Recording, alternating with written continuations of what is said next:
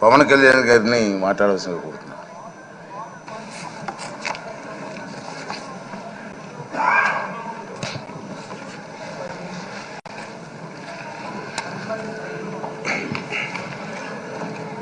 పదహారవ శాసనసభకి ఏకగ్రీవంగా ఎన్నికైన సభాపతి శ్రీ చింతకాయల అయ్యన్న పాత్రుడు గారికి హృదయపూర్వక నమస్కారాలు, మీకు శుభాకాంక్షలు.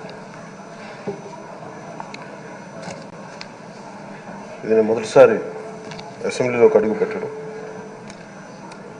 ఇలాంటి సుదీర్ఘ రాజకీయ అనుభవం ఉన్న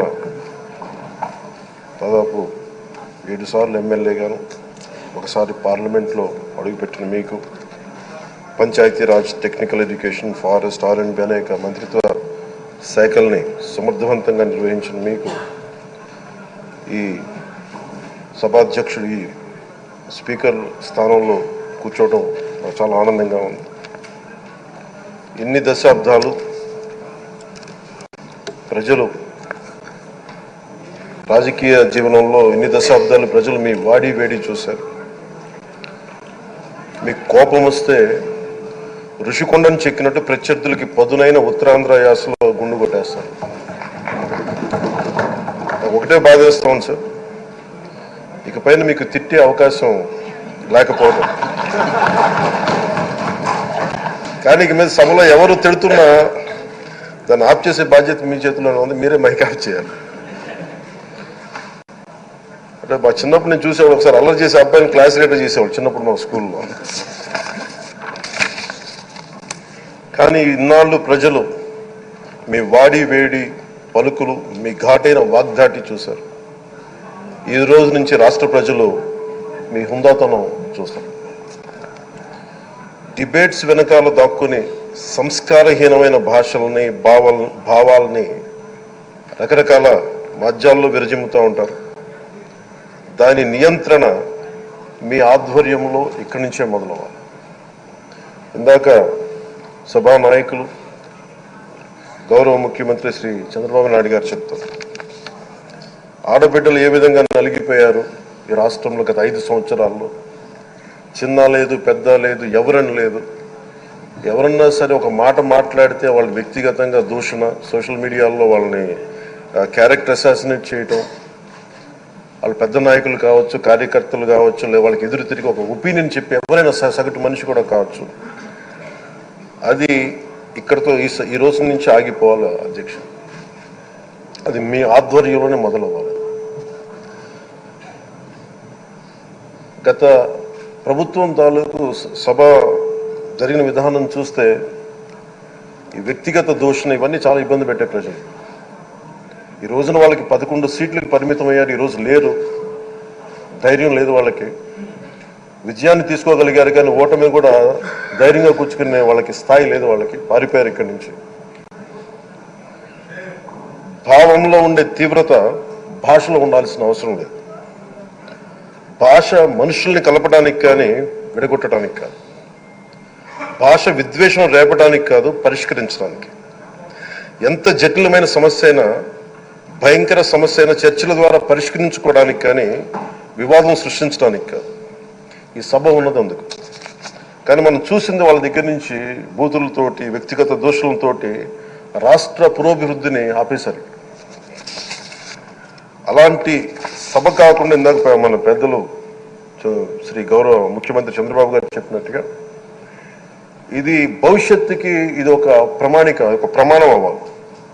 2047 వరకు ఇంత అద్భుతమైన స్థానంలో మనకి ఆంధ్రప్రదేశ్ తెలుగు జాతి ఉన్నత స్థాయికి వెళ్ళాలంటే ఈరోజు మనం వేసే ప్రతి అడుగు అది భవిష్యత్ తరాలకు ఒక నిర్దేశక, ఒక టచ్ స్టోన్గా ఉండిపోవాలి, గిట్ రాయిగా ఉండిపోవాలి.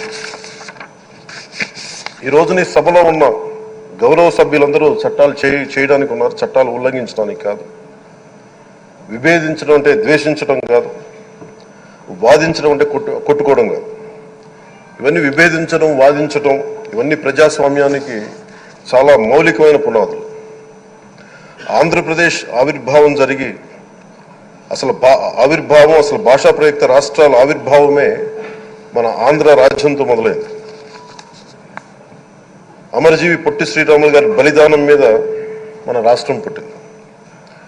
56 రోజులు తిండి తిప్పలు తినకుండా నరకం అనుభవిస్తూ ఆయన బలైపోయారు. ఆయన మరణానికి చేరువవుతూ ఆమరణ నిరాహార దీక్ష చేసిన ప్రతిరోజు మనకి దాదాపు ఈ సుదీర్ఘమైన 6 దశాబ్దాల కాలం, 1.5 సంవత్సర కాలం, అంటే ఆయన ప్రతిరోజు చావుకు చేరువవుతూ భోజనం లేకుండా ఆయన గడిపిన ప్రతిరోజు మనకి 1.5 సంవత్సర కాలం. అలాంటి నేపథ్యంలో అలాంటి మహోన్నతుడు శ్రీ పొట్టి శ్రీరాములు గారి త్యాగాన్ని కనుక మనం ఈ సభలో ప్రజా సంక్షేమం కోసం మాత్రమే చర్చలు జరగాలి, వాదోపవాదాలు హద్దులు దాటకుండా ఉండాలి, వ్యక్తిగత దూషణకి తావివ్వకుండా ఉండాలి. అలా కాకుండా గత ప్రభుత్వం లాగే ఈ సభని తిట్లకి, బూతులకి, కొట్లాటికి వాడితే ప్రతి నిమిషం పొట్టి శ్రీరాములు గారి బలిదానాన్ని అవమానం చేసినట్టే. ఒక గొప్పవాడు, ఒక మహానుభావుడు బతికినప్పుడు మాత్రమే కాదు, చనిపోయిన తర్వాత కూడా కొన్ని తరాలు ఉపయోగపడతారని నిరూపిస్తారు.